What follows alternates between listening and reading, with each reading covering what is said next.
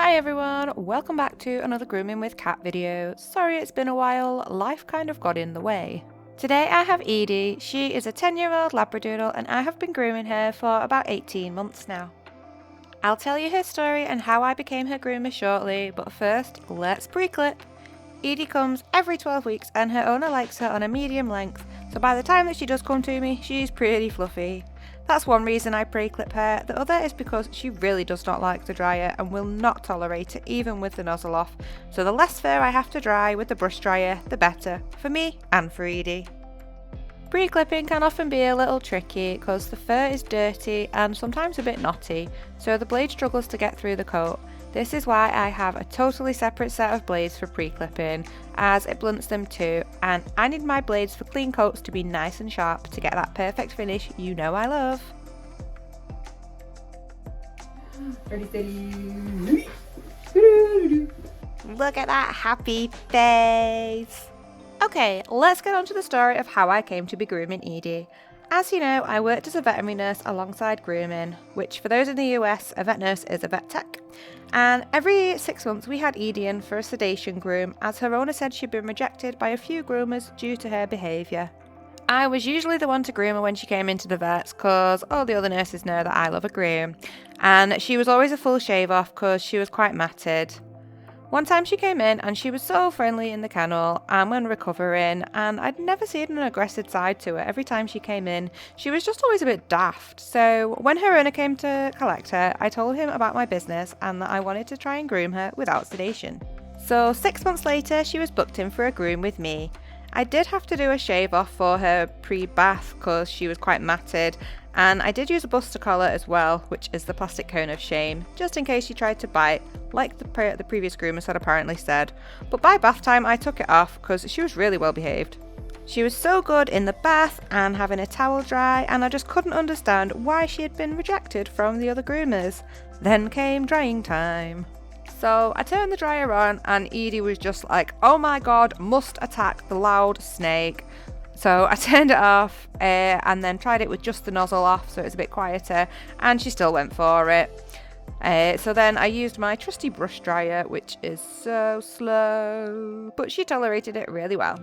Although she's not massively tolerating the brushing right now. But it needs doing. I'm getting all the dead fur out that would usually blow out with the blaster dryer.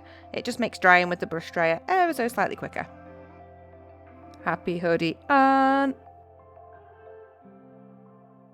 Cool, dry time then.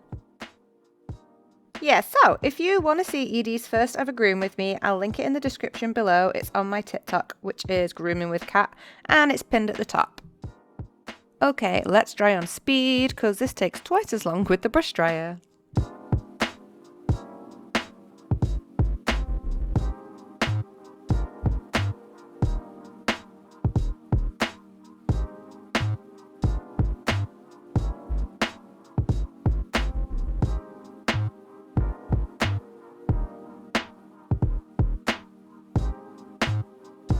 Let's get Edie's face dry. I often use this dryer for dogs' faces anyway, if you've seen in my other videos, because it's less powerful and usually more tolerable. Although I've groomed Edie loads of times now and she trusts me, I still give her lots of verbal praise. Time for some good girl treats for the goodest girl. Firstly, I do her paw pads. Her nails are short anyway and don't need doing. Funnily enough, this is the part that a lot of dogs are really wriggly for and hate, but Edie just isn't bothered. Bestest girly!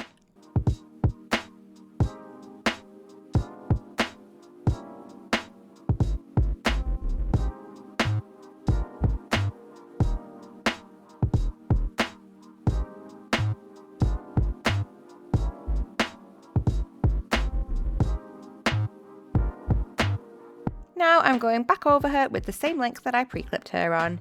It's a peach, which is 13mm or 1.3 centimeters. It doesn't take as long because it's just tidying the stray bits off.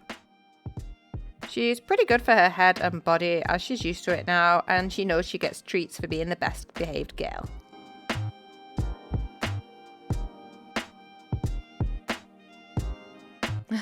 You know, she's actually better behaved for clipping than some dogs that have never been refused a groom. Edie's just like, hey, freshen me up, my butt.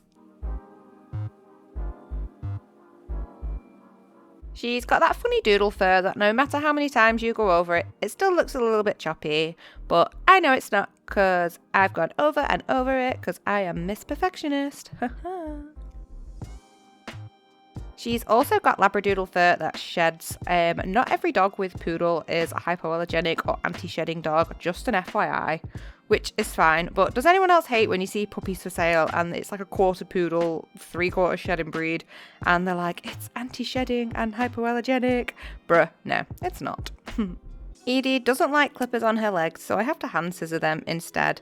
It's less stressful for the both of us, because I also don't enjoy trying to force a dog to do something they don't want to do, especially when there's a calmer alternative.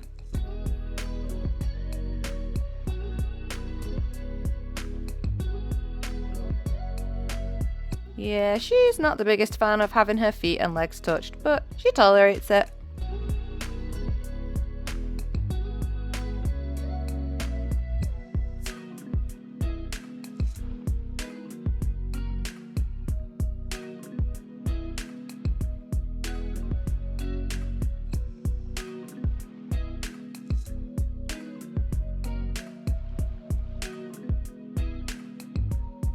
I've had a few comments on other videos saying, oh my god, you snip so close to the ear, aren't you scared of cutting it?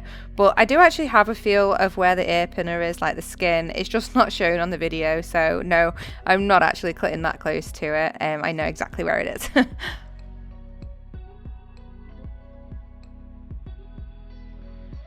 She's generally so good for her face, like a bit wriggly, but to be fair, when I'm getting my brows done, I also blink a lot and I would like to move my face around.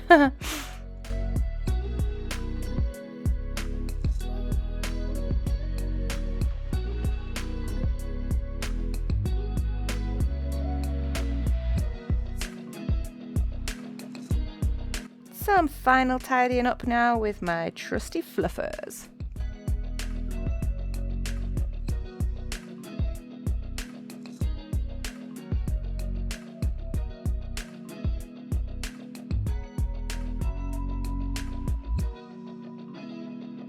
And snipping that chin floof. Perfume time. I'm using the scent Diva because Edie is a diva. And we are all done.